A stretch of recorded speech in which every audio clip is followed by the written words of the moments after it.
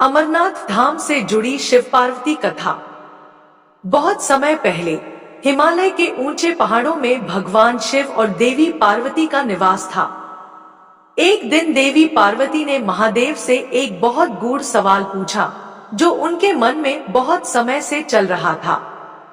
वह बोली, भगवान, आप अजर और अमर हैं, लेकिन मुझे हर जन्म के बाद नया रूप धारण करना पड़ता है और फिर से कठिन तपस्या करनी पड़ती है, तब जाकर मैं आपको प्राप्त कर पाती हूँ।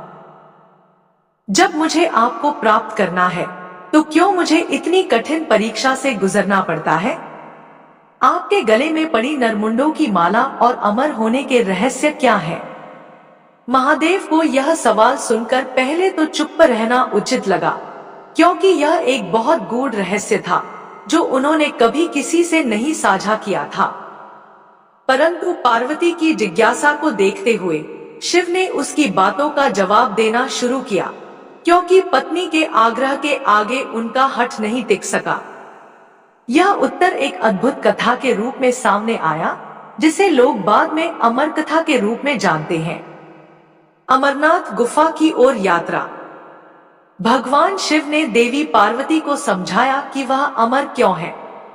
यह कथा सुनाने के लिए महादेव ने हिमालय की गुफाओं में एक गुप्त स्थान की खोज शुरू की, ताकि कोई और व्यक्ति उनके बीच की वार्ता को न सुन सके। सबसे पहले उन्होंने अपने वाहन नंदी को पहलगाम में छोड़ दिया। यही वह स्थान था जिसे बाद में पहलगाम के नाम से जाना गया। यहाँ से अमरनाथ यात्रा की शुरुआत होती है। इसके बाद महादेव ने अपनी जटाओं से चंद्रमा को अलग किया और उसे चंदनवाड़ी में छोड़ दिया, और गंगा को पंचतरणी में, साथ ही अपने कंठाभूषण शेषनाग को शेषनाग पर्वत पर छोड़ा।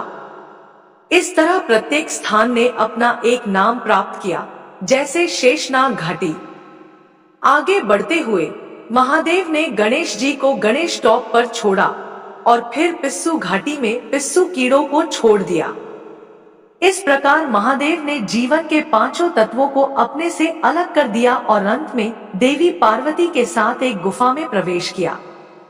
इस गुफा के अंदर उन्होंने पार्वती को अमरता के रहस्यों की कथा सुनानी शुरू की।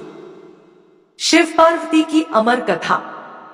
महादेव ने गुफा के चारों ओर अग्नि प्रज्वलित कर दी ताकि कोई अन्य प्राणी कथा न सुन सके।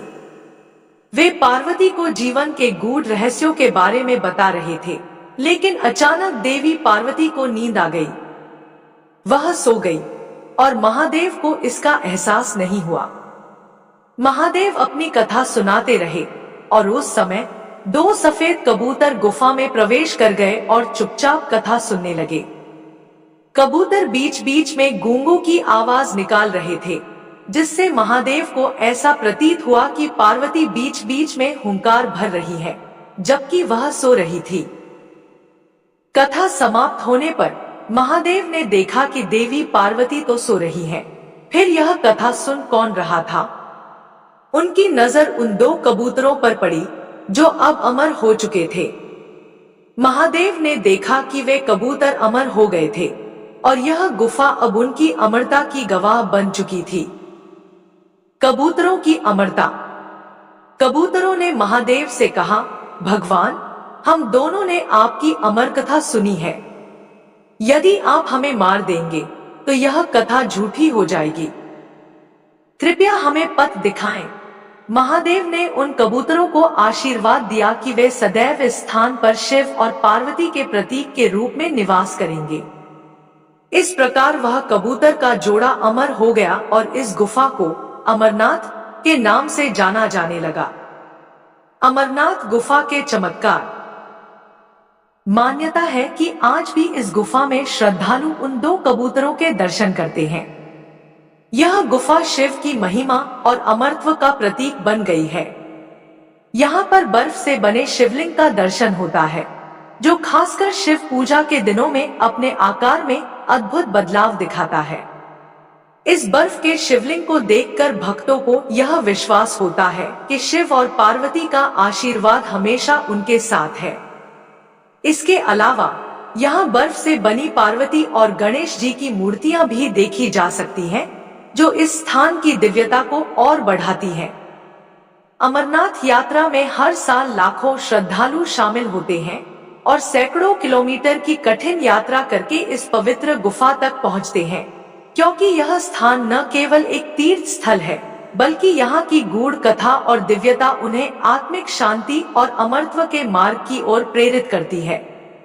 यह यात्रा हर श्रद्धालु के लिए एक जीवन अनुभव बनती है और उन्हें यह एहसास होता है कि सच्चे भक्तों का कोई अंत नहीं होता, जैसा कि भगवान शिव ने उस गुफा में 2 कबूतरों के माध्यम से दिखाया।